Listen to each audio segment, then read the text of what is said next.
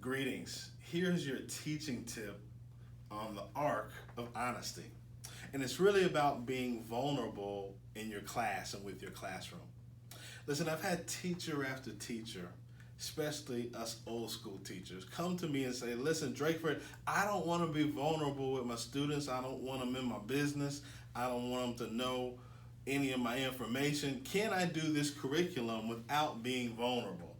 The short answer is no, you cannot. Because unless you become vulnerable, it doesn't create the atmosphere for the student to critically think and be vulnerable as well. So today, we're going to look at what I call the arc of honesty. And this is for teachers like myself who have different levels of pain that you're comfortable sharing with, and some that you're not comfortable sharing with. So I want to just break it down. So there are some pain that we go through and some narratives and stories that we go through that the pain is so fresh.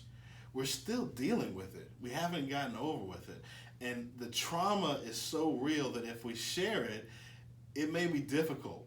We may cry through the entire thing. We may end up stopping. We may feel embarrassed. We may feel vulnerable. We may further hurt ourselves.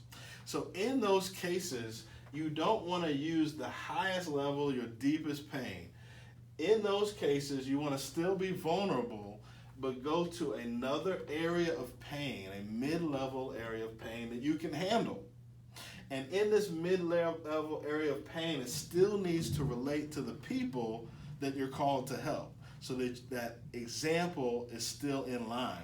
And what we found is that there is some similarity between the high pain and the mid pain, because we're vulnerable in the same area, right? What we want to try to stay away from is the very low level of pain. And this is kind of this surface area, or what I call your go-to.